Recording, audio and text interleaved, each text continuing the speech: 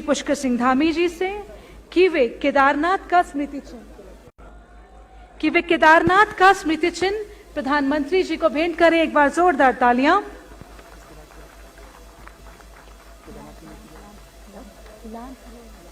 मैं अनुरोध करूंगी प्रदेश अध्यक्ष मदन कौशिक जी से एवं सांसद गढ़वाल तीरथ सिंह रावत जी से कि वे ब्रह्म कमल का लैंप, जो कि हमारा राज्य पुष्प है, उसका लैंप हमारे यशस्वी प्रधानमंत्री श्री नरेंद्र मोदी जी को भेंट करें। एक बार जोरदार तालियां। डॉक्टर हरक सिंह रावत जी एवं श्री यतीश्वरानंद जी से गुजारिश करूंगी कि वे ब्रह्म कमल का फ्रेम माननीय प्रधानमंत्री जी को भेंट करें। डॉक्टर धन सिंह जी से अनुरोध करूंगी कि वे शॉल देकर हमारे देश के प्रधानमंत्री जी का स्वागत करें।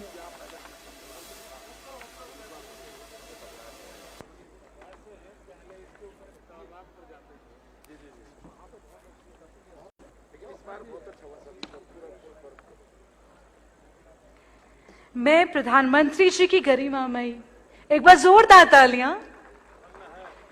मैं प्रधानमंत्री जी की गरिमामयी उपस्थिति में माननीय मुख्यमंत्री,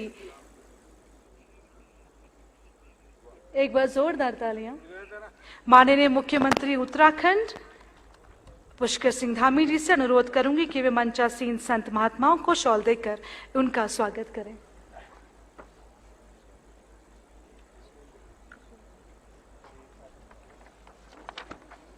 वास्तव में बहुत ही खुशी का पल है जब हमारे बीच में हमारे देश के प्रधानमंत्री श्री नरेंद्र मोदी जी स्वयं हमारे बीच में आज उपस्थित हैं।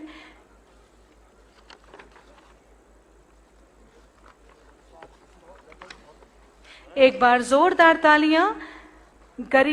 गरिमामयी उपस्थिति है निरंजनी अखाड़ा से महंत कैलाशानंद जी महाराज, जो कि आचार्य हैं महामंडलेश्वर से, अवंतिकानंद ब्रह्मचारी महाराज, जो कि सचिव हैं, आनंद अखाड़े से बालकानंद गिरी जी महाराज, जो आचार्य महामंडलेश्वर हैं, परमार्थ निकेतन से श्री चिदानंद मुनि जी महाराज, जो अध्यक्ष हैं, और केदार सभा से श्री विनोद शुक्ला जी। मंचासीन महानुभावों का मैं डॉक्टर कंचन नेगी तहे दिल से आपका स्वागत और अभिनंदन करती हूं। कार्यक्रम को आगे बढ़ाते हुए मैं आमंत्रित करना चाहूंगी उत्तराखंड के यशस्वी मुख्यमंत्री श्री पुष्कर सिंह धामी जी को, जिन्होंने माननीय प्रधानमंत्री जी के पद चिन्हों पर चलकर सबका साथ, सबका विकास, सबका विश्वास और सबका प्रयास की बागडोर है थामी।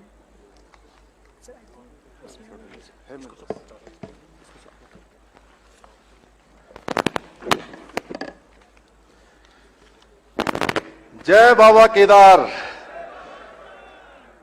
शंकराचार्य पहुंचे जहां से शिव के धाम, केदार के इस धाम को मेरा बारंबार प्रणाम।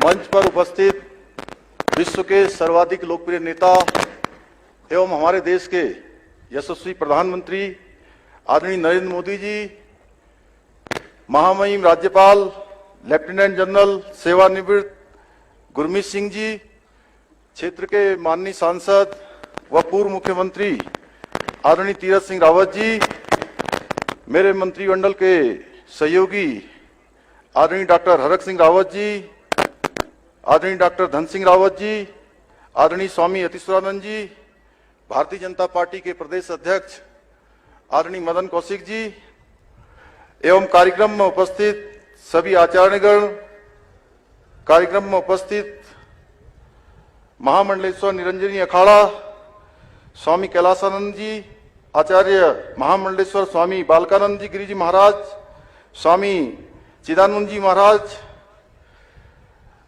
हमारे केदार सभा के अध्यक्ष आदरणीय विनोद शुक्ला जी, कार्यक्रम में उपस्थित सभी तीर्थ पुरोहित, केदार सभा के सभी सदस्य, हक हकूकधारी, रावल, देश भर के विभिन्न ज्योतिर्लिंगों, मठों आदि से जुड़े हुए शिव भक्त तथा कार्यक्रम में उपस्थित देश भर के सभी मुख्यमंत्रीगण, सभी माननीय राज्यपालगण, आदरणीय सांसदगण, सभी केंद्रीय मंत्रीगण, सभी देश के सभी प्रदेशों से जुड़े हुए सभी विधायकगण, उपस्थित भाइयों एवं बहनों, मैं सर्वप्रथम देवभूमि उत्तराखंड की 1.25 करोड़ देवतुल्य जनता की ओर से भगवान शिव के 12 ज्योतिर्लिंगों में से एक केदारनाथ धाम में पधारने पर हमारे देश के यशस्वी प्रधानमंत्री श्री आदरणीय नरेंद्र मोदी जी का हार्दिक स्वागत एवं अभिनंदन करता हूं।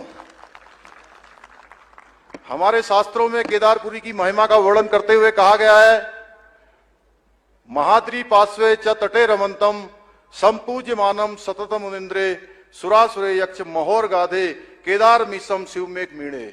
अर्थात जो भगवान शिव पर्वतराज हिमालय के समीप मंदाकिनी के तट पर स्थित केदारखंड नामक शिखर में निवास करते हैं तथा मुनियों के द्वारा हमेशा पूजित देवता असुर यक्ष किन्नर और नाग आदि भी जिनका पूजन किया करते हैं, उन्हीं अद्वितीय कल्याणकारी केदारनाथ शिव को मैं नमन करता हूं। हम सभी जानते हैं कि आदरणीय प्रधानमंत्री जी का हिमालय तथा यहाँ के स्थित मंदिरों से विशेष लगाव रहा है। चाहे कैलाश मानसरोवर की यात्रा हो अथवा केदारपुरी में तप एवं ध्यान साधना हो, यहाँ की भूमि से आपने सदैव एवं एक असीम आध्यात्मिक दिव्य ऊर्जा प्राप्त की है, जिसने आपको निरंतर भारतवर्ष के समग्र कल्याण रहने की शक्ति प्रदान की है। गरुड़ चट्टी में आपके द्वारा की गई साधना को कौन भूल सकता है, जब आप प्रतिदिन गरुड़ चट्टी से भगवान के दर्शन के लिए मंदिर आते थे। आज यहाँ माननीय प्रधानमंत्री जी द्वारा आदि गुरु शंकराचार्य जी की पुनः निर्मित समाधि एवं उनकी भव्य तथा दिव्य प्रतिमा को राष्ट्र को समर्पित किया गया है। हिंदू धर्म संस्कृति में आदि गुरु शंकराचार्य जी को कौन नहीं जानता। वे भारत की राष्ट्रीय एवं आध्यात्मिक चेतना के सूत्रधार थे। कलयुग में वे भगवान शंकर के साक्षात अवतार थे। उन्होंने हिंदू धर्म संस्कृति के प्रचार प्रसार के साथ जगन्नाथपुरी, द्वारिकापुरी, रामेश्वरम एवं बद्रीनाथ के रूप में 4 मठों की स्थापना कर पूर्व से पश्चिम तक, उत्तर से दक्षिण तक भारतवर्ष को आध्यात्मिक, धार्मिक व सामाजिक एकता के एक सूत्र में पिरोने का काम किया था। भारत की गौरवशाली संस्कृति, परंपराओं, वेदों एवं उपनिषदों के असीम ज्ञान के संरक्षण एवं संवर्धन का श्रेय किसी को जाता है तो वो आदि गुरु शंकराचार्य जी को जाता है। उनकी इसी महान परंपरा को आगे बढ़ाने का कार्य जो सैकड़ों वर्षों में नहीं हो पाया, हमारे देश के यशस्वी प्रधानमंत्री आदरणीय नरेंद्र मोदी जी के नेतृत्व में हो रहा है। जहां आदि गुरु शंकराचार्य जी ने केदारनाथ मंदिर का जीर्णोद्धार कराया था, वहीं केदारनाथ धाम में ही अल्प आयु में देह त्याग कर मोक्ष की भी प्राप्ति की थी। इतनी कम आयु में इतने महान कार्य आदि गुरु शंकराचार्य जी कर सकते थे। 2013 की जब भीषण आपदा यहां आई थी, उस समय का दृश्य आप सब लोगों ने देखा था, आप सब उसको जानते हैं। आज उनकी समाधि भी पूर्ण रूप से इस आपदा में क्षतिग्रस्त हो गई थी। आज उनकी समाधि का पुनर्निर्माण और उनकी दिव्य प्रतिमा की स्थापना संपूर्ण देश की ओर से आदि गुरु शंकराचार्य जी को भावपूर्ण श्रद्धांजलि है। सदियों पश्चात हो रहे इस महान कार्य के लिए आज संपूर्ण देश आदरणीय प्रधानमंत्री जी को अपना साधुवाद प्रेषित कर रहा है।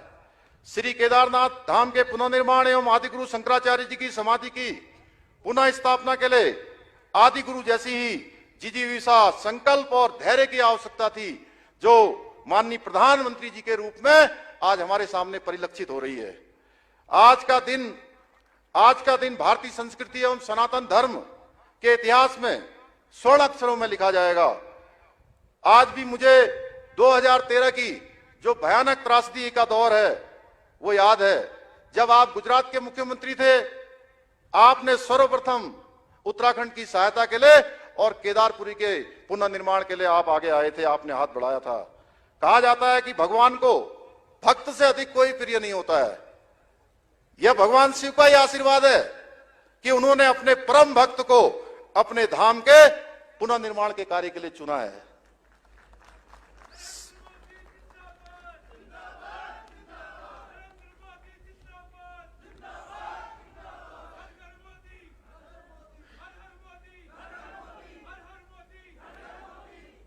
श्री केदारपुरी का पुनर्निर्माण आदरणीय प्रधानमंत्री जी का ड्रीम प्रोजेक्ट रहा है, जो कि आपके विजन, नेतृत्व एवं संकल्प का सर्वश्रेष्ठ उदाहरण है। ये बाबा केदार और देवभूमि के प्रति आपका विशेष अनुराग ही है जिसके कारण से पिछले 5 वर्षों में सैकड़ों करोड़ रुपए के पुनर्निर्माण के कार्य केदारनाथ में हुए हैं। आपके निर्देशन में केदारपुरी में जहां प्रथम चरण में 225 करोड़ रुपए के कार्य पूर्ण हो चुके हैं, जिसका आज आपके द्वारा लोकार्पण होना है, वहीं 184 करोड़ रुपए के कार्य द्वितीय चरण में गतिमान है। जब यह द्वितीय चरण का काम पूरा हो जाएगा, अप्रैल माह से तृतीय चरण का काम भी प्रारंभ होगा। इसके साथ ही बद्रीनाथ धाम के मास्टर प्लान के लिए 245 करोड़ रुपए की धनराशि स्वीकृत आपके निर्देशन में हो चुकी है। वहीं गंगोत्री या यमुनोत्री के लिए भी करोड़ों रुपए के कार्य स्वीकृत हो चुके हैं। यह इस बात का प्रमाण है कि हमारे प्रधानमंत्री जी जो कहते हैं, जो सोचते हैं, वही अंतर्गोता करते हैं। यह सभी पुनर्निर्माण कार्य सिर्फ ईंट, बालू, पत्थर एवं इस्पात की संरचनाएं नहीं है, बल्कि एक स्वप्नद्रष्टा व दूरदर्शी नेता के विजन को साकार प्रतिरूप है।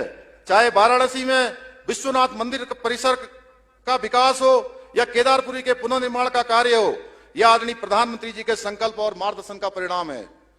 आदरणीय प्रधानमंत्री जी के नेतृत्व में आज भारत एक भारतीय संस्कृति का मान सम्मान एवं स्वाभिमान संपूर्ण विश्व के अंदर बढ़ रहा है तथा भारत विश्व गुरु के पद पर पुनः आरूढ़ होने के लिए तैयार हो रहा है। 21 जून को पूरे विश्व के अंदर मनाया जाने वाला, आयोजित किया जाने वाला अंतर्राष्ट्रीय योग दिवस इसका एक सर्वश्रेष्ठ उदाहरण है। एक भारत श्रेष्ठ भारत की परिकल्पना को साकार करते हुए आपने देश को नई दिशा प्रदान की है। देश में जो कार्य कभी नामुमकिन से प्रतीत होते थे, वो सारे के सारे आज पूर्णता की ओर बढ़ रहे हैं। चाहे वो राम मंदिर का मुद्दा हो, चाहे धारा 370 का मुद्दा हो, 3 तलाक का मुद्दा हो, या शक्तिशाली भारत के संपूर्ण विकास की बात हो, ये किसी से छुपा हुआ नहीं है। उत्तराखंड के प्रति आदरणीय प्रधानमंत्री जी का प्रेम किसी से छुपा हुआ नहीं है। आप उत्तराखंड की छोटी समस्या से भली भांति अवगत हैं। अभी कुछ दिनों पूर्व हमारे प्रदेश के अंदर भारी वृष्टि होने के कारण से कई जनपदों में व्यापक जनहानि धनहानि हुई है। तब भी आपने नियमित रूप से दूरभाष पर मुझसे आपदा के संबंध में और बचाव कार्यों की लगातार आप समीक्षा करते रहे हैं। आपने तुरंत 3 एयरफोर्स के यहां पर हेलीकॉप्टर भेजे और 3 हेलीकॉप्टरों के कारण से हमारे यहां पर 500 से भी ज्यादा लोगों की जान बचाई जा चुकी है। उसमें तमाम लोग जो है सेना के भी जो है आपके निर्देशन में यहां पर काम कर रहे थे। माननीय प्रधानमंत्री जी के मार्गदर्शन में केंद्र सरकार के सहयोग से आज ऐसे बहुत से काम हुए हैं जो पहले नामुमकिन लग रहे थे। पिछले 5 वर्षों में केंद्र सरकार द्वारा करीब 1 लाख करोड़ रुपए से भी अधिक की विभिन्न परियोजनाएं प्रदेश के लिए स्वीकृत हुई हैं, जिनमें से बहुत सी योजनाएं पूर्ण हो चुकी है, अन्य पर कार्य चल रहा है। हम पहाड़ में रेल पहुंचाना और रेल को देखना भी एक सपना होता था। अभी भी मैं पिछले दिनों देवाल के बच्चों से मिला था जिन्होंने अभी तक भी रेल नहीं देखी थी। वो पिछले वर्ष देहरादून रेल देखने के लिए आए थे। तो जहां मोदी जी ने सपने को साकार किया है पहाड़ में रेल को देखने का, ऋषिकेश से कर्णप्रयाग रेल परियोजना पर कार्य तेजी से चल रहा है। वही सामरिक एवं भौगोलिक दृष्टि से महत्वपूर्ण परियोजना जो 154 किलोमीटर की है, टनकपुर से बागेश्वर, उस योजना को भी आपके निर्देशन में मंजूरी मिल चुकी है। इसी तरह 4 धाम ऑल वेदर रोड है, भारतमाला प्रोजेक्ट पर तीव्र गति से काम चल रहा है। 4 धाम यात्रा उत्तराखंड के लिए लाइफ लाइन है और यह परियोजनाएं जहां 4 धाम यात्रा को सुगम बनाएंगी, वहीं पर्यटन को बढ़ावा देंगी, वही हमारी अर्थव्यवस्था में भी क्रांतिकारी परिवर्तन भी लाएंगी। आज इस मंच के माध्यम से मैं हमारे प्रदेश के कुमाऊं क्षेत्र में एम्स का सैटेलाइट सेंटर खोलने के लिए भी माननीय प्रधानमंत्री जी को देवभूमि की समस्त जनता की ओर से धन्यवाद प्रेषित करता हूं। इस सैटेलाइट सेंटर के खुलने से उत्तराखंड के दूर दराज इलाकों तथा सीमांत और उत्तर प्रदेश के भी कुछ जिलों को और साथ में हमारे पड़ोसी देश नेपाल के लोगों को भी अपना इलाज करवाने में अत्यंत फायदा मिलेगा। इसके साथ साथ माननीय प्रधानमंत्री जी के मार्गदर्शन में हवाई सेवाओं के साथ उत्तराखंड के सुदूरवर्ती क्षेत्रों को एयर कनेक्टिविटी से जोड़ने का काम तेजी से किया जा रहा है। पिछले 2 वर्षों से हम कोरोना महामारी से जूझ रहे हैं, परंतु आपके नेतृत्व में जहां हमने एक और इस महामारी से डटकर मुकाबला किया है, वहीं विकास की गति को भी आगे बढ़ाया है। यह माननीय प्रधानमंत्री जी का नेतृत्व है कि देश में दुनिया का सबसे बड़ा कोविड वैक्सीनेशन अभियान सबको वैक्सीन मुफ्त वैक्सीन चल रहा है। पूरी दुनिया आज इसकी सराहना की जा रही है। हमारे प्रदेश ने सफलतापूर्वक कोविड की प्रथम डोज को लगाने का लक्ष्य समय से पूर्व ही 100% प्राप्त कर लिया है। साथ ही दूसरी डोज भी 50% से अधिक लगाने में हम सफल हो चुके हैं। शिक्षा, जन स्वास्थ्य, बिजली, पानी, कनेक्टिविटी, रोजगार, महिला एवं बाल विकास, खेती किसानी, सिंचाई, हर क्षेत्र में उत्तराखंड ने पिछले 5 वर्षों में अभूतपूर्व तरक्की की है। माननीय प्रधानमंत्री जी के नेतृत्व में, मार्गदर्शन में हमारी उत्तराखंड सरकार ने जो विकास कार्य किए हैं वो भूतो न भविष्यति। हमारी सरकार जहां 24,000 सरकारी पदों पर भरने की प्रक्रिया प्रारंभ कर दी है, वहीं मुख्यमंत्री स्वरोजगार योजना, नैनो उद्यम योजना के माध्यम से लाखों बेरोजगारों को स्वरोजगार तथा आत्मनिर्भर भारत के लक्ष्य को प्राप्त करने की ओर हम आगे बढ़ रहे हैं। कोरोना महामारी से प्रभावित पर्यटन, चिकित्सा, कृषि सहित विभिन्न क्षेत्रों को 600 करोड़ रुपए से भी अधिक के पैकेज हमारी सरकार द्वारा दिए गए हैं। यह राशि डीबीटी के माध्यम से सीधे लोगों के खातों में भेजने का काम हो रहा है। आयुष्मान भारत योजना, उत्तराखंड में अभी तक 44 लाख लोगों के कार्ड बन चुके हैं। इस योजना से 3.5 लाख से भी ज्यादा लोग अभी तक अपना इलाज करवा चुके हैं, लाभान्वित हो चुके हैं। साथ ही 460 करोड़ रुपए की धनराशि अभी तक इसमें खर्च हो चुकी है। हमारी सरकार ने सरलीकरण, समाधान, निस्तारीकरण एवं संतुष्टि इन 4 मंत्रों को लेकर जीरो पेंडेंसी और सिंगल विंडो सिस्टम विकसित किया है, जिससे लंबित समस्याओं के समाधान में सहायता मिली है। माननीय प्रधानमंत्री जी की अपेक्षा अनुसार हम वर्ष 2025 तक, जब उत्तराखंड 25 वर्ष का होगा, हम सिल्वर जुबली जब मना रहे होंगे, उत्तराखंड अपनी स्थापना का रजत जयंती वर्ष उस वर्ष मना रहा होगा, तब हम देश का सर्वश्रेष्ठ राज्य बनाने के लिए संकल्पबद्ध हैं। इसके लिए हम विकल्प रहित संकल्प के मंत्र को ध्यान में रखकर दिन रात कार्य कर रहे हैं। माननीय प्रधानमंत्री जी, हम आपको विश्वास दिलाते हैं कि आपके द्वारा दिए गए मंत्र सबका साथ, सबका विकास, सबका विश्वास और सबका प्रयास को अपनाकर आपके सपनों का नया भारत बनाने में हम राम सेतु निर्माण में गिलहरी के समान अपना पूर्ण योगदान देते रहेंगे। भाइयों और बहनों, आज गोवर्धन पूजा भी है, जिसकी आप सभी को हार्दिक बधाई। आज का दिन भगवान श्री कृष्ण की उपासना का दिन तो है ही, साथ ही गाय, पर्वत एवं प्रकृति की उपासना का दिन भी है। यह महान संयोग है कि आज के दिन हमें बाबा केदार के दर्शन तथा आदि गुरु शंकराचार्य जी की समाधि के पुनर्निर्माण एवं प्रतिमा स्थापना के महान कार्य के साक्षी बनने का सौभाग्य प्राप्त हुआ है। भाइयों बहनों, कल ही हमने दीप पर्व मनाया, जिसकी मैं आप सभी को बधाई देता हूं।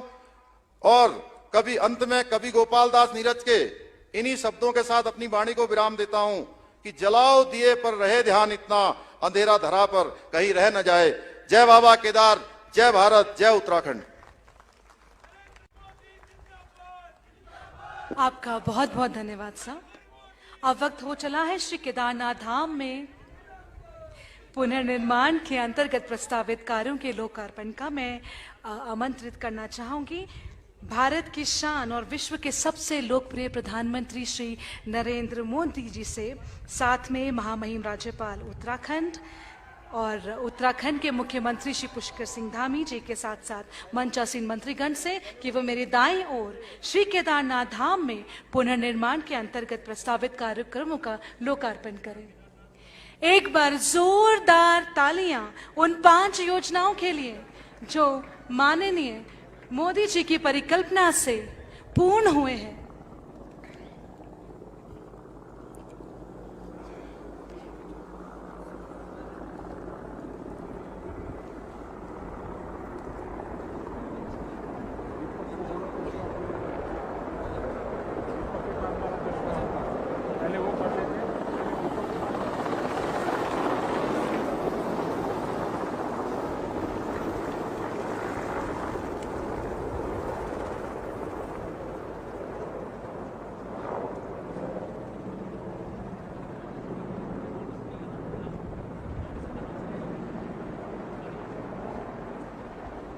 तो जैसा कि हम सब देख रहे हैं कि हमारे देश के यशस्वी प्रधानमंत्री श्री नरेंद्र मोदी जी, साथ में उत्तराखंड के राज्यपाल, साथ में उत्तराखंड के मुख्यमंत्री जी और मंचासीन मंत्रीगण लोकार्पण करने जा रहे हैं श्री केदारनाथ धाम में पुनर्निर्माण के अंतर्गत प्रस्तावित कार्यों का। एक बार जोरदार तालियां जिन 5 योजनाओं का लोकार्पण किया जा रहा है वो है श्री आदि गुरु शंकराचार्य समाधि की स्थापना। सरस्वती नदी के तट पर बाढ़ सुरक्षा तथा घाटों के निर्माण, एक बार जोरदार तालियां। तीर्थ पुरोहितों के आवास, मंदाकिनी नदी तट पर बाढ़ सुरक्षा तथा गरुड़ चट्टी के लिए मंदाकिनी नदी पर 60 मीटर पुल के निर्माण। और वास्तव में आज बहुत ही खुशी का पल है कि हमारे देश के प्रधानमंत्री श्री नरेंद्र मोदी जी के करकमलों द्वारा श्री केदारनाथ धाम में पुनर्निर्माण के अंतर्गत प्रस्तावित कार्यों का लोकार्पण किया जा रहा है। और साथ ही केदारनाथ धाम में पुनर्निर्माण के अंतर्गत प्रस्तावित कार्यों के शिलान्यास भी किया गया। एक बार जोरदार तालियां।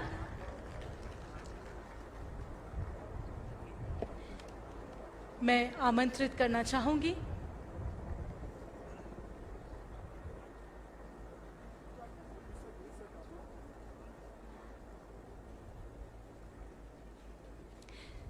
वास्तव में बहुत ही खुशी का पल है, गौरव के ये अनमोल क्षण है हम सभी के लिए कि बाबा केदार के दर्शन के साथ साथ हमारे देश के प्रख्यात प्रधानमंत्री श्री नरेंद्र मोदी जी हमारे साथ रूबरू होने जा रहे हैं।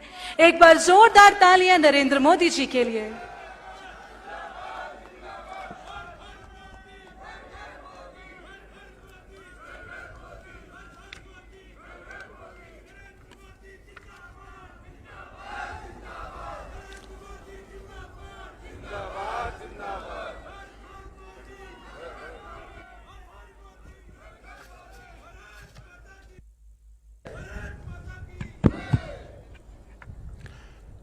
जय बाबा केदार, जय बाबा केदार, जय बाबा केदार।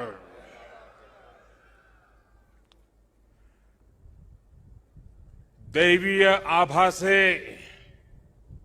सुसज्जित इस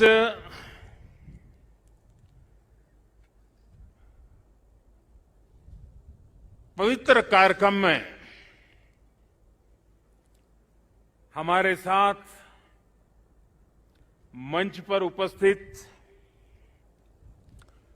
सभी वरिष्ठ महानुभाव,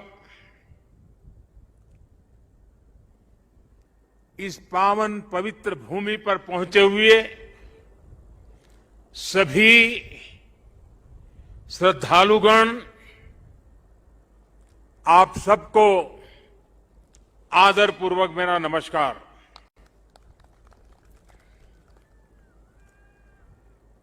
आज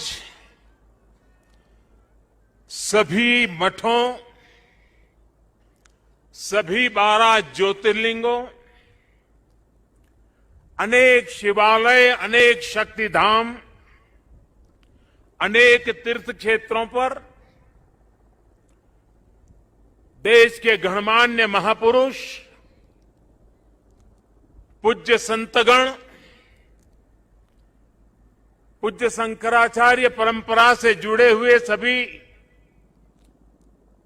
वरिष्ठ ऋषि मनीषी और अनेक श्रद्धालु भी देश के हर कोने में आज केदारनाथ की इस पवित्र भूमि के साथ,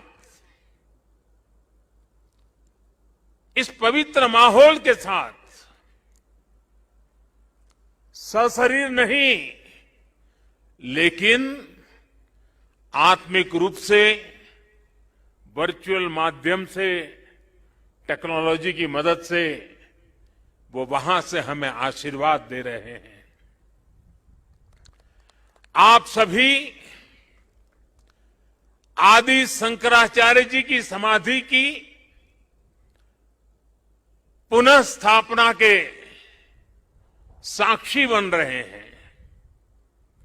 ये भारत की आध्यात्मिक समृद्धि और व्यापकता का बहुत अलौकिक दृश्य है।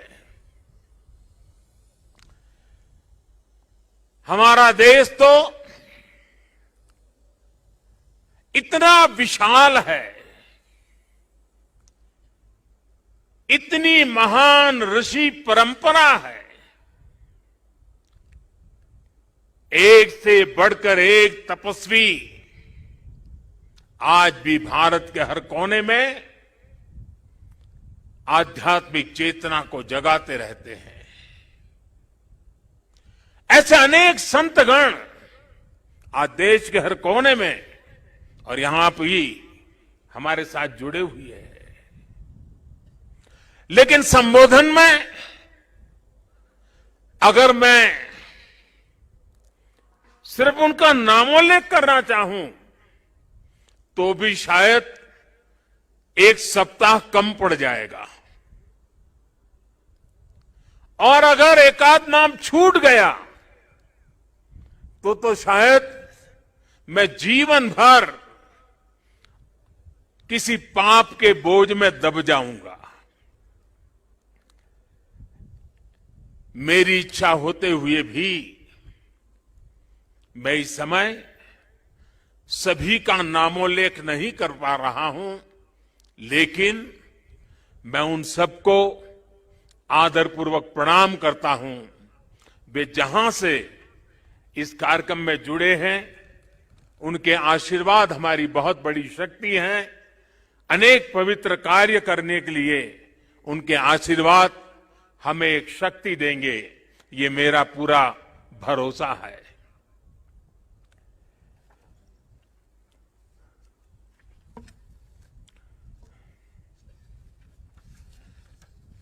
हमारे यहां कहा जाता है, आवाहनम न जानामि, न जानामि विसर्जनम, पूजनम चैव न जानामि क्षमस्व परमेश्वरम। इसलिए मैं हृदय से ऐसे सभी व्यक्तियों से माफी मांगते हुए इस पुण्य अवसर पर देश के कोने कोने से जुड़े शंकराचार्य, ऋषिगण, महान संत परंपरा के सभी अनुयायी, आप सबको यहीं से प्रणाम करके मैं आपका आशीर्वाद मांगता हूं।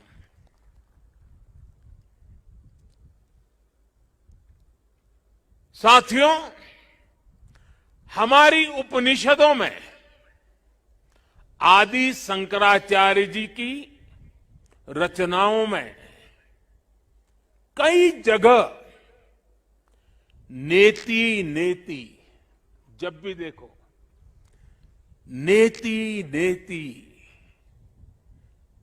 एक ऐसा भाव विश्व, नेति नेति कहकर एक भाव विश्व का विस्तार दिया गया है। रामचरितमानस को भी अगर हम देखें तो उसमें भी इस बात को दोहराया गया है, अलग तरीके से कहा गया है। रामचरितमानस में कहा गया है कि अभिगत अकथ अपार, अभिगत अकथ अपार, नेति नेति नित निगम कह, नेति नेति नित निगम कह। अर्थात कुछ अनुभव इतने अलौकिक, इतने अनंत होते हैं कि उन्हें शब्दों से व्यक्त नहीं किया जा सकता।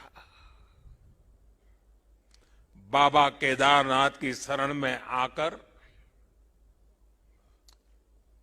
जब भी आता हूं, यहां के कण कण से जुड़ जाता हूं।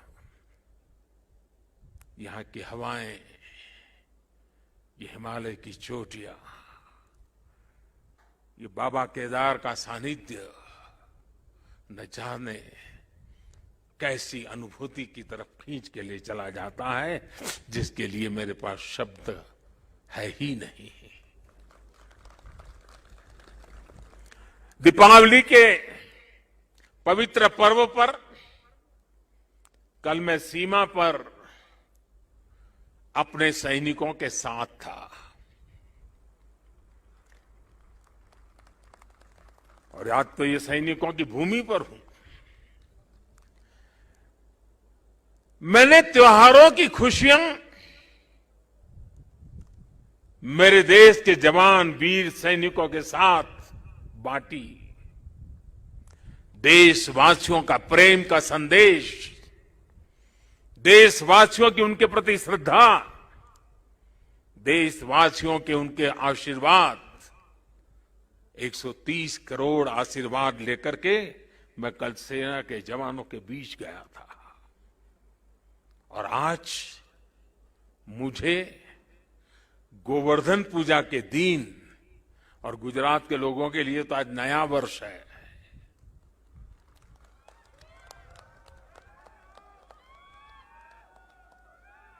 गोवर्धन पूजा के दिन केदारनाथ जी में दर्शन पूजन करने का मुझे सौभाग्य मिला है।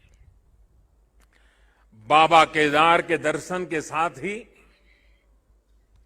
अभी मैंने आदि शंकराचार्य जी की समाधि स्थान, वहां कुछ पल मैंने बिताए। एक दिव्य अनुभूति का वो पल था।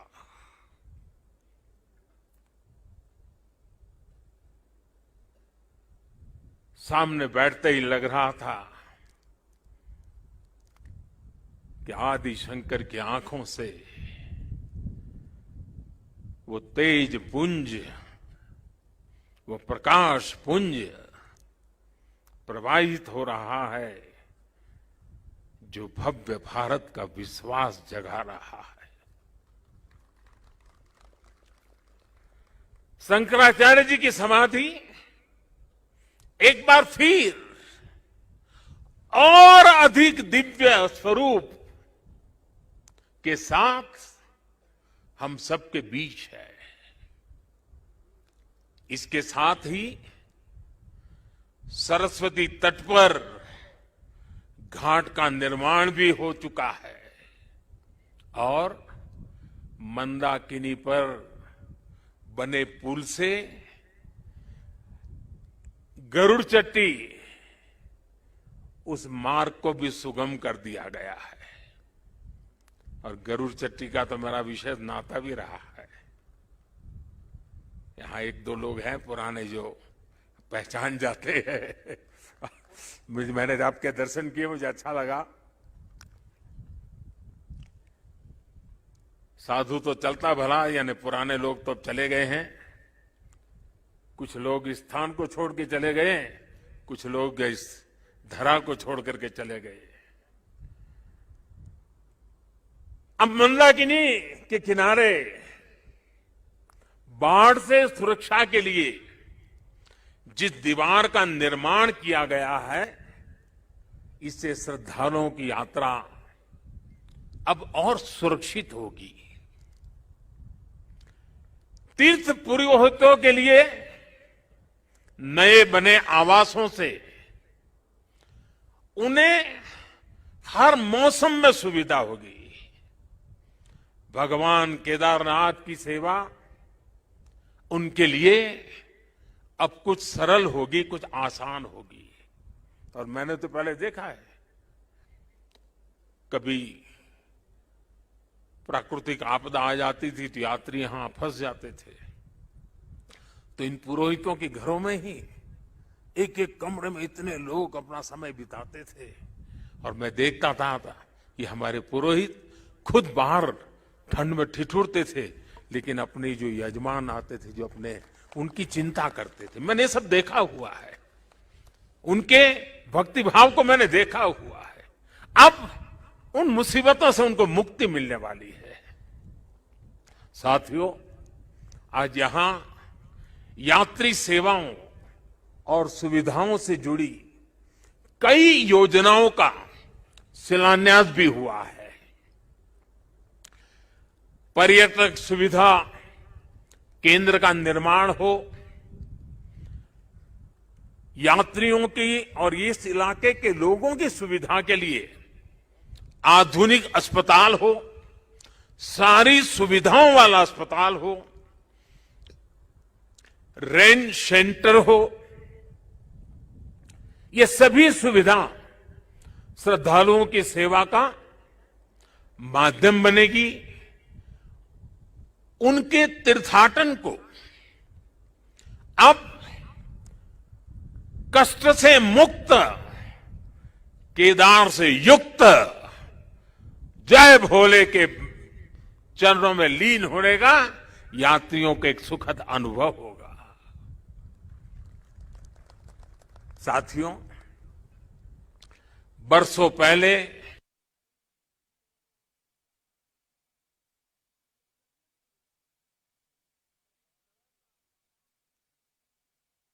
नुकसान यहां हुआ था, वो अकल्पनीय था।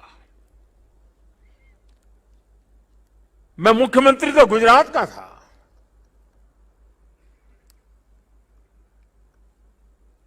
लेकिन मैं अपने आप को रोक नहीं पाया था। मैं यहां दौड़ा चला आया था। मैंने अपनी आंखों से उस तबाही को देखा था, उस दर्द को देखा था।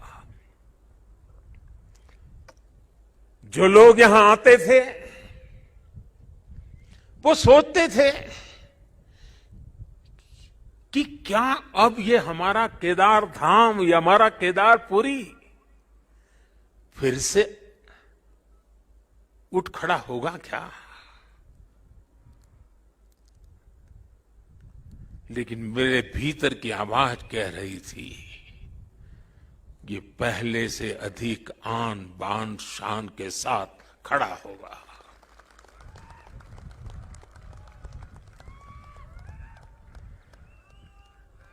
और ये मेरा विश्वास बाबा केदार के कारण था, आदि शंकर की साधना के कारण था, ऋषियों मुनियों की तपस्या के कारण था, लेकिन साथ साथ कच्छ के भूकंप के बाद कच्छ को खड़ा करने का मेरे पास अनुभव भी था। और इसलिए मेरा विश्वास था, और आज वो विश्वास अपनी आंखों से साकार हुआ देखना, इससे बड़ा जीवन का क्या संतोष हो सकता है।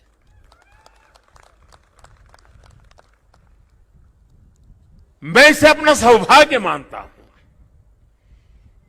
कि बाबा केदार ने, संतों के आशीर्वाद ने, इस पवित्र धरती ने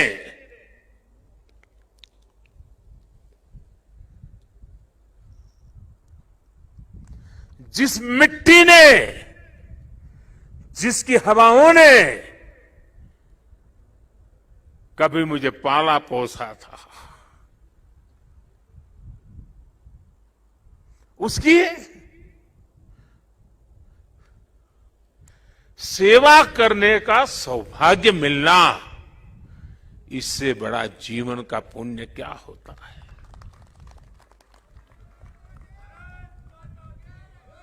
इस आदि भूमि पर शाश्वत के साथ आधुनिकता का ये मेल, विकास के ये काम भगवान शंकर की सहज कृपा का ही परिणाम है। ये ईश्वर नहीं क्रेडिट ले सकता, इंसान क्रेडिट नहीं ले सकता, ईश्वर कृपा ही इसकी हकदार है।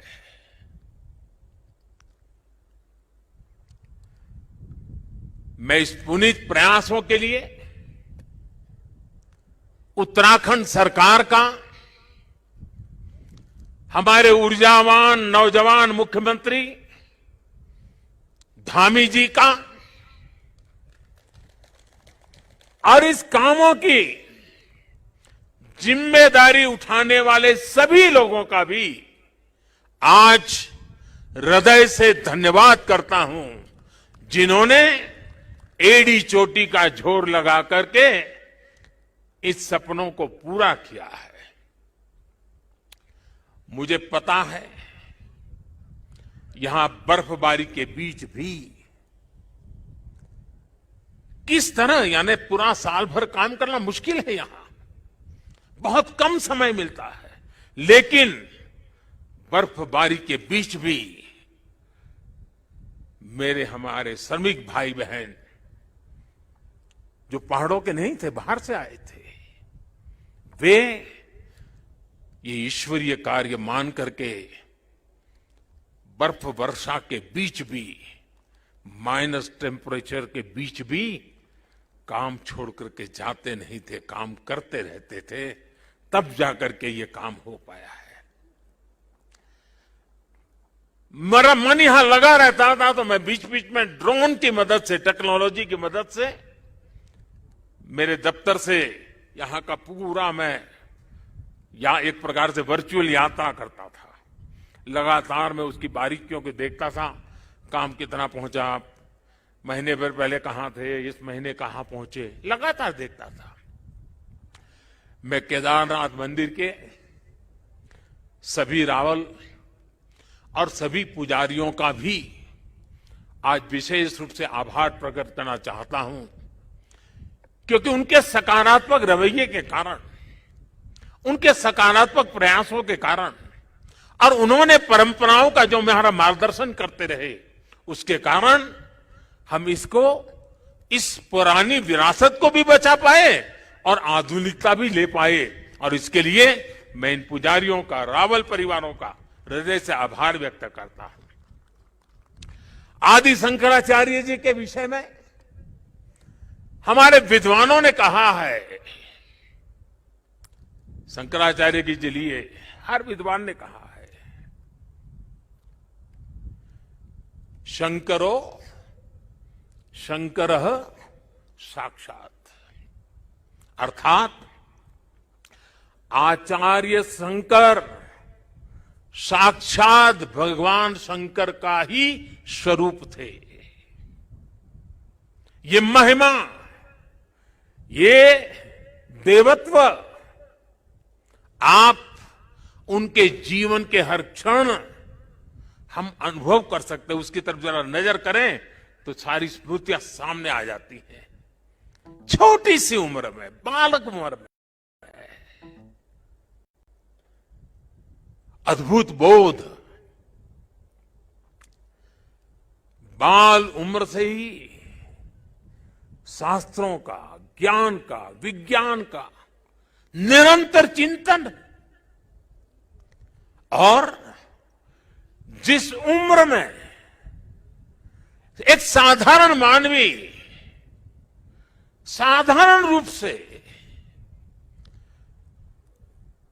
संसार की बातों को थोड़ा देखना समझना शुरू करता है, थोड़ी जागृति का प्रारंभ होता है, उस उम्र में वो वेदांत की गहराई को, उसके गुढ़ार्थ को, सांगोपांग विवेचन, उसकी व्याख्या अविरत रूप से किया करते थे। ये शंकर के भीतर साक्षात, शंकर के भीतर साक्षात शंकरत्व का जागरण के सिवा कुछ नहीं हो सकता है। ये शंकरत्व का जागरण था। यहां संस्कृत और वेदों के बड़े बड़े पंडित यहां भी बैठे हैं और वर्चुअली भी हमारे साथ जुड़े हैं। आप जानते हैं कि शंकर का संस्कृत में अर्थ बड़ा सरल है। शंकर का अर्थ संस्कृत में होता है शम करोति स शंकर, यानी जो कल्याण करे वही शंकर है। इस कल्याण को भी आचार्य शंकर ने प्रत्यक्ष प्रमाणित कर दिया था। उनका पूरा जीवन जितना असाधारण था, उतना ही वो जनसाधारण के कल्याण के लिए समर्पित थे। भारत और विश्व के कल्याण के लिए अहरनिश अपनी चेतना को समर्पित करते रहते थे। जब भारत राग द्वेष के भंवर में फंस करके अपनी एकजुटता को खो रहा था, तब यानी कितना दूर का संत देखते हैं, तब शंकराचार्य जी ने कहा था, नमे द्वेष रागो, नमे द्वेष रागो, नमे लोभ मोहो, मदो नैव मैं नैव मात्सर्य भाव। अर्थात राग द्वेष, लोभ मोह, ईर्ष्या, अहम, ये सब हमारा स्वभाव नहीं है। जब भारत की जाति पंथ की सीमाओं से बाहर देखने की शंकाओं आशंकाओं को ऊपर उठने की मानव जात को जरूरत थी, तब समाज में चेतना फूकी और आदि शंकर ने कहा, न में मृत्यु शंका न में जाति भेद, यानी नाश विनाश की शंकाएं जात पात के भेद से हमारी परंपरा का कोई लेना देना नहीं है, हिस्सा नहीं है। हम क्या है, हमारा दर्शन और विचार क्या है, ये बताने के लिए आदि शंकर ने कहा, चिदानंद रूप, चिदानंद रूप शिवोहम शिवोहम, चिदानंद रूप शिवोहम शिवोहम। अर्थात आनंद स्वरूप शिव हम ही है। जीवत्व से ही शिवत्व है। और अद्वैत का सिद्धांत, कभी कभी अद्वैत के सिद्धांत को समझाने के लिए बड़े बड़े ग्रंथों की जरूरत पड़ती है। मैं तो इतना विद्वान नहीं हूं, मैं तो सरल भाषा में अपनी बात समझता हूं और मैं इतना ही कहता हूं, जहां द्वैत नहीं है वही तो अद्वैत है।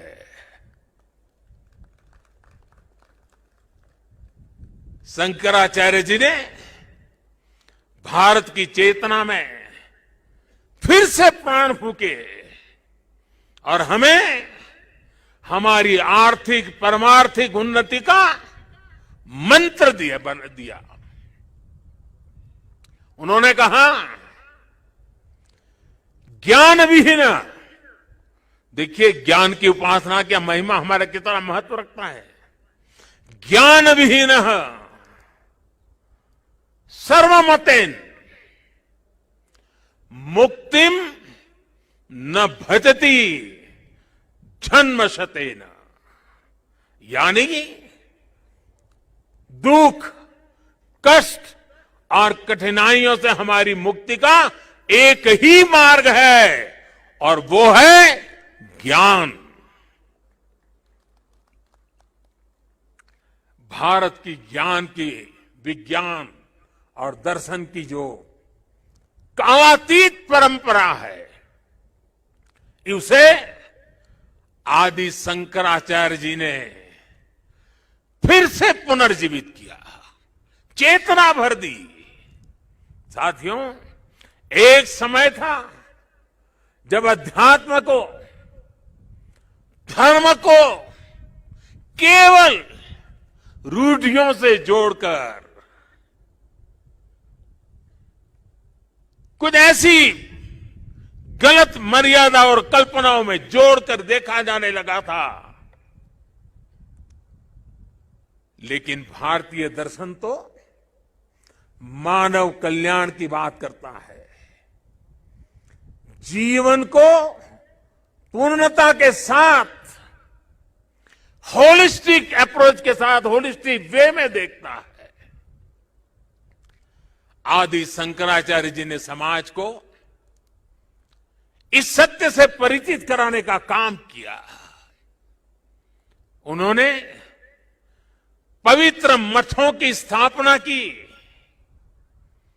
4 धामों की स्थापना की, 12 ज्योतिर्लिंगों का पुनर्जागृति का काम किया। उन्होंने सब कुछ त्याग कर देश, समाज और मानवता के लिए जीने वालों की एक सशक्त परंपरा खड़ी की। आज उनके अधिष्ठान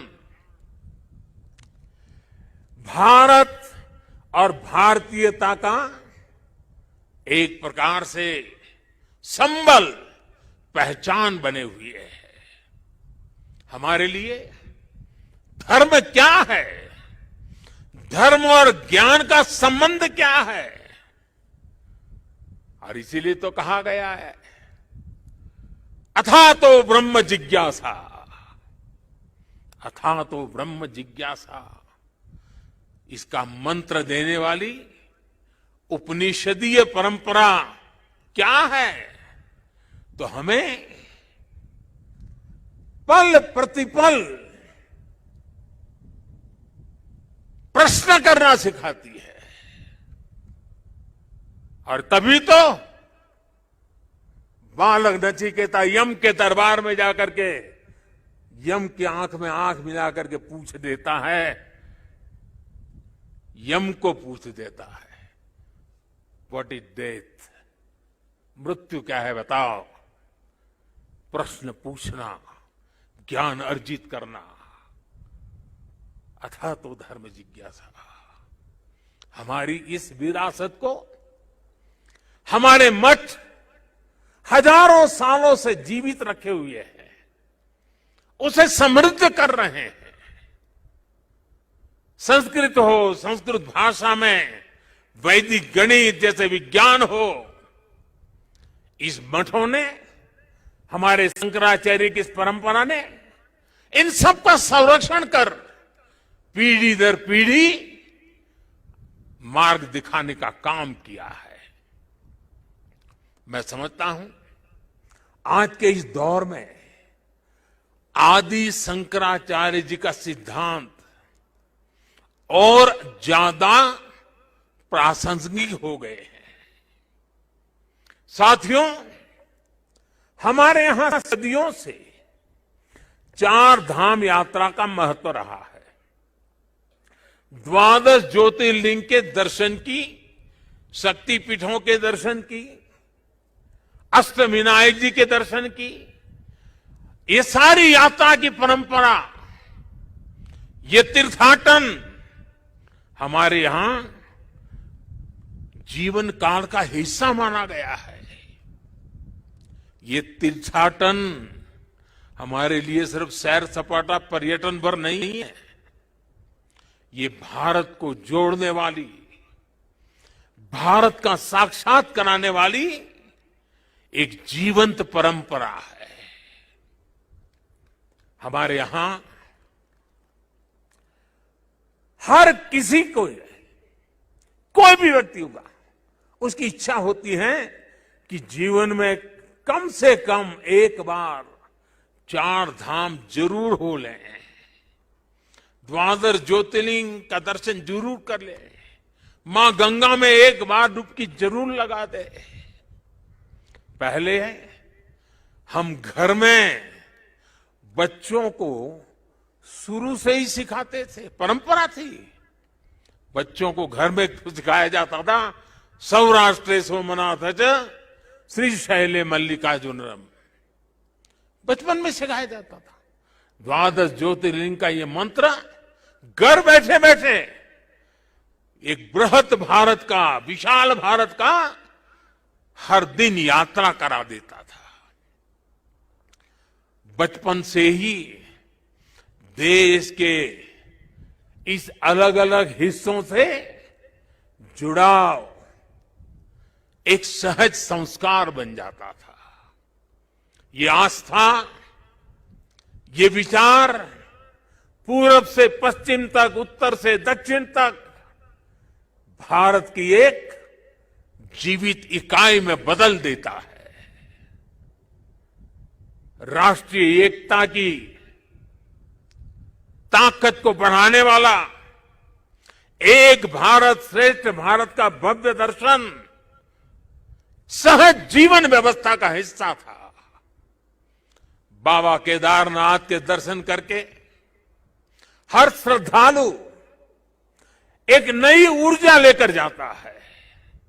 साथियों, आदि शंकराचार्य की विरासत को, इस चिंतन का आज देश अपने लिए एक प्रेरणा के रूप में देखता है।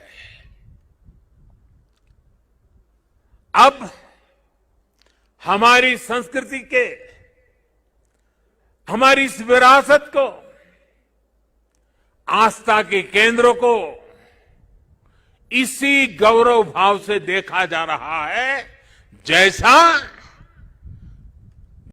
देखा जाना चाहिए था। आज अयोध्या में भगवान श्री राम का भव्य मंदिर पूरे गौरव के साथ बन रहा है। अयोध्या को उसका गौरव सदियों के बाद वापस मिल रहा है। अभी 2 दिन पहले अयोध्या में दीपोत्सव का भव्य आयोजन और पूरी दुनिया ने उसे देखा है। भारत का प्राचीन सांस्कृतिक स्वरूप कैसा रहा होगा, आज हम इसकी कल्पना कर सकते हैं। इसी तरह उत्तर प्रदेश में ही काशी का भी कायाकल्प हो रहा है। विश्वनाथ धाम का कार्य बहुत तेज गति से अब तो पूर्णता की तरफ आगे बढ़ रहा है। बनारस में सारनाथ, नजदीक में कुशीनगर, बोध गया, यहां सब जगह पे एक बुद्ध सर्किट के अंतर्राष्ट्रीय पर्यटन को आकर्षित करने के लिए, विश्व के बौद्ध के भक्तों को आकर्षित करने के लिए एक बहुत तेजी से काम चल रहा है। भगवान राम से जुड़े जितने भी तीर्थ स्थान हैं, उनको भी जोड़ करके एक पूरा सर्किट बनाने का काम भी आज चल रहा है। मथुरा वृंदावन में भी विकास के साथ साथ यहां की शुचिता, पवित्रता को लेकर संतों की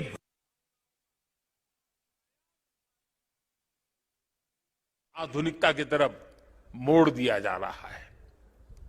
इतना सब आज इसलिए हो रहा है क्योंकि आज का भारत आदि शंकराचार्य जैसे हमारे मनीषियों के निर्देशों में श्रद्धा रखते हुए, उस पर गौरव करते हुए आगे बढ़ रहा है।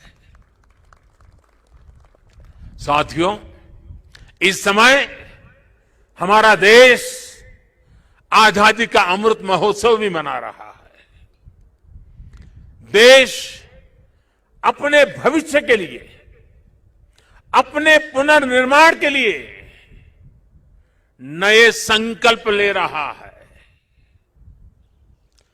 अमृत महोत्सव के इस संकल्पों में से आदि शंकराचार्य जी को हम एक प्रकार से अपनी बहुत बड़ी प्रेरणा के रूप में देख सकते हैं।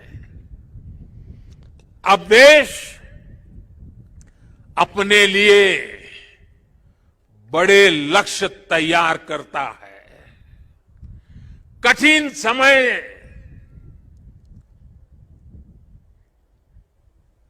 और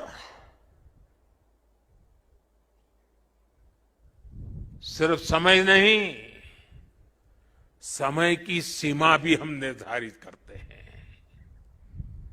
तो कुछ लोग कहते हैं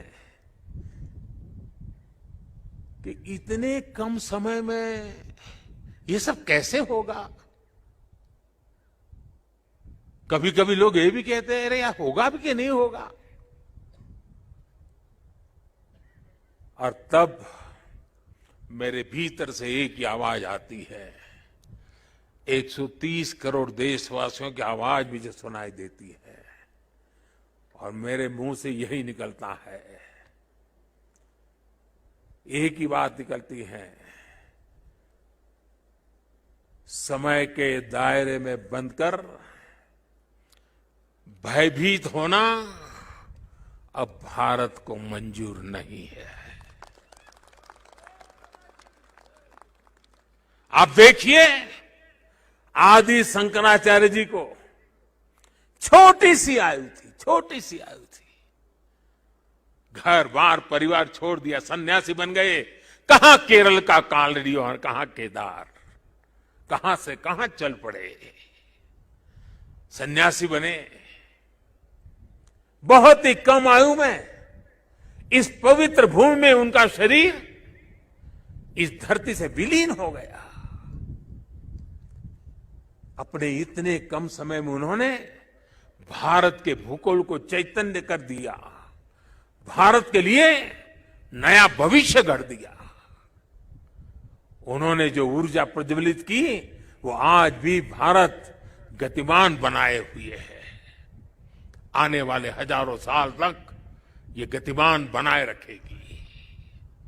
इसी तरह स्वामी विवेकानंद जी को देखिए, स्वाधीनता संग्राम में अनेक सेनानियों को देखिए। ऐसी कितनी ही महान आत्माएं, महान विभूतियां इस धरती पर आकर यहां प्रकट हुई, जिन्होंने समय की सीमाओं का उल्लंघन कर छोटे से कालखंड में कई युगों को गढ़ दिया। ये भारत इन महान विभूतियों की प्रेरणाओं पर चलता है। हम शाश्वत को एक प्रकार से स्वीकार करते हुए हम क्रियाशीलता पर विश्वास करने वाले लोग हैं।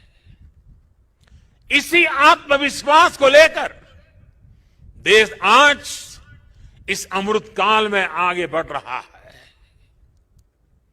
और ऐसे समय में मैं देशवासियों से एक और आग्रह करना चाहता हूं। स्वाधीनता संग्राम से जुड़े ऐतिहासिक स्थानों को देखने के साथ साथ ऐसे पवित्र स्थानों को भी ज्यादा से ज्यादा जाएं, नई पीढ़ी को लेकर के जाएं, परिचित कराएं, मां भारती का साक्षात्कार करें, हजारों साल की महान परंपरा की चेतना को अनुभूति करें। आजादी के अमृत काल में स्वतंत्रता आजादी का यह भी एक महोत्सव हो सकता है। हर हिंदुस्तानी के दिल में, हिंदुस्तान के हर कोने कोने में, हर कंकर कंकर में शंकर का भाव जग सकता है। और इसलिए निकल पड़ने का ये समय है। जिन्होंने गुलामी के सैकड़ों वर्षों के कालखंड में हमारी आस्था को बांध करके रखा, हमारी आस्था को कभी खरोच तक नहीं आने दी। गुलामी के कालखंड में ये छोटी सेवा नहीं थी। क्या आजादी के कालखंड में उस महान सेवा को उसको पूजना, उस पर तर्पण करना, वहां तप करना, साधना करना क्या हिंदुस्तानी का नागरिक का कर्तव्य नहीं है? और इसलिए मैं कहता हूं, एक नागरिक के तौर पर हमें इन पवित्र स्थानों को भी दर्शन करने के लिए जाना चाहिए, उन स्थानों की महिमा को जानना चाहिए। साथियों, देवभूमि के प्रति असीम श्रद्धा रखते हुए यहां की असीम संभावनाओं पर विश्वास करते हुए आज उत्तराखंड की सरकार यहां विकास के महायज्ञ से जुड़ी है, पूरी ताकत से जुड़ी है। 4 धाम सड़क परियोजना पर तेजी से काम हो रहा है। चारों धाम हाईवे से जुड़ रहे हैं। भविष्य में यहां केदारनाथ जी तक श्रद्धालु केवल कार के जरिए आ सके, इससे जुड़ी प्रक्रिया भी शुरू हो गई है। यहां पास में हो पवित्र हेमकुंड साहब जी हैं। हेमकुंड साहब जी के दर्शन आसान हो इसके लिए वहां भी रोपवे बनाने की दिशा में काम तैयारियां चल रही हैं। इसके अलावा ऋषिकेश और कर्णप्रयाग को रेल से भी जोड़ने का प्रयास हो रहा है। अभी मुख्यमंत्री जी कहते थे पहाड़ के लोगों को तो रेल देखना भी दुष्कर होता है, अब रेल पहुंच रही है। दिल्ली देहरादून हाईवे ये बनने के बाद देहरादून से दिल्ली आने वालों के लिए समय और कम हो जाने वाला है। इस सब कामों को उत्तराखंड के पर्यटन को बहुत बड़ा लाभ मिलने वाला है। और मेरे शब्द उत्तराखंड के लोग लिख करके रखे, जिस तेज गति से इंफ्रास्ट्रक्चर बन रहा है, पिछले 100 साल में जितने यात्री यहां आए हैं ना, आने वाले 10 साल में उससे भी ज्यादा आने वाले हैं। आप कल्पना कर सकते हैं यहां की अर्थव्यवस्था को कितनी बड़ी ताकत मिलने वाली है। 21वीं शताब्दी का 3रा दशक ये उत्तराखंड का दशक है। मेरे शब्द लिख के रखिए, मैं पवित्र धरती पर से बोल रहा हूं। हाल के दिनों में हमने सभी ने देखा है कि किस किस तरह 4 धाम यात्रा आने वाले श्रद्धालुओं की संख्या लगातार रिकॉर्ड तोड़ रही है। और ये कोविड न होता तो न जाने ये संख्या कहां से पहुंच गई होती। उत्तराखंड में मुझे ये भी बहुत खुशी हो रही है, खासकर मेरी माताएं बहनें, और पहाड़ में तो माताओं बहनों की ताकत का एक अलग ही सामर्थ्य होता है। जिस प्रकार से उत्तराखंड के छोटे छोटे स्थानों पर प्रकृति की गोद में होम स्टे का नेटवर्क बन रहा है, सैकड़ों होम स्टे बन रहे हैं। माताएं बहनें और लोग भी जो यात्री आते हैं वे भी होम स्टे को पसंद करने लगे हैं। रोजगार भी मिलने वाला है, स्वाभिमान से जीने का अवसर भी मिलने वाला है। यहां की सरकार जिस तरह विकास के कार्यों में जुटी है, इसका और एक लाभ हुआ है। यहां वरना तो हम हमेशा सुनते थे पहाड़ का पानी और पहाड़ की जवानी कभी पहाड़ के काम आती नहीं। मैंने इस बात को बदला है, अब पानी भी पहाड़ को काम आएगा, जवानी भी पहाड़ को काम आएगी। पलायन रुकना है, एक के बाद एक जो निर्णय हो रहे हैं, पलायन रुकना है। मान के चलिए साथियों, मेरे नौजवान दोस्तों, ये दशक आपका है, उत्तराखंड का है, उज्जवल भविष्य का है। बाबा केदार के आशीर्वाद हमारे साथ है। ये देवभूमि, मातृभूमि की रक्षा करने वाले अनेकों वीर बेटे बेटियों की ये जन्मस्थली भी है। यहां का कोई घर, कोई गांव ऐसा नहीं है जहां पराक्रम की कोई गाथा का परिचय न हो। आज देश जिस तरह अपनी सेनाओं का आधुनिकीकरण कर रहा है, उन्हें आत्मनिर्भर बना रहा है, उससे हमारे वीर सैनिकों की ताकत और बढ़ रही है। आज उनकी जरूरत को, उनकी अपेक्षाओं को, उनके परिवार की आवश्यकताओं को बहुत प्राथमिकता देकर के काम किया जा रहा है। ये हमारे ही सरकार है जिसने वन रैंक वन पेंशन की 4 दशक पुरानी मांग को पिछली शताब्दी की मांग इस शताब्दी में मैंने पूरी की। मुझे संतोष है, मेरे देश की सेना के जवानों के लिए मुझे सेवा करने का मौका मिला। इसका लाभ तो उत्तराखंड के करीब करीब हजारों परिवारों को मिला है, निवृत्त सैनिक परिवारों को मिला हुआ है। साथियों, उत्तराखंड ने कोरोना के खिलाफ लड़ाई में जिस तरह का अनुशासन दिखाया, वो भी बहुत अभिनंदनीय है, सराहनीय है। भौगोलिक कठिनाइयों को पार कर आज उत्तराखंड ने उत्तराखंड के लोगों को 100% सिंगल डोज का लक्ष्य हासिल कर लिया है। ये उत्तराखंड को ताकत का दर्शन कराता है, उत्तराखंड के सामर्थ्य को दिखाता है।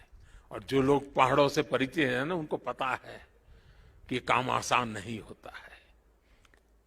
घंटों घंटों तक तो पहाड़ की चोटियों पर जाकर के 2 या 5 परिवार को वैक्सीनेशन दे करके रात रात चल करके घर पहुंचना होता है। कष्ट कितना होता है मैं अंदाज लगा सकता हूं। उसके बाद भी उत्तराखंड ने काम किया है। क्यों? उत्तराखंड के एक एक नागरिक की जिंदगी बचानी है। और इसके लिए मुख्यमंत्री जी, आपको, आपकी टीम को मैं बधाई देता हूं। आज मुझे विश्वास है कि जितनी ऊंचाइयों पर उत्तराखंड बसा है, जितनी ऊंचाइयों पर उत्तराखंड बसा है, उससे भी ज्यादा ऊंचाइयों को मेरा उत्तराखंड हासिल करके रहेगा।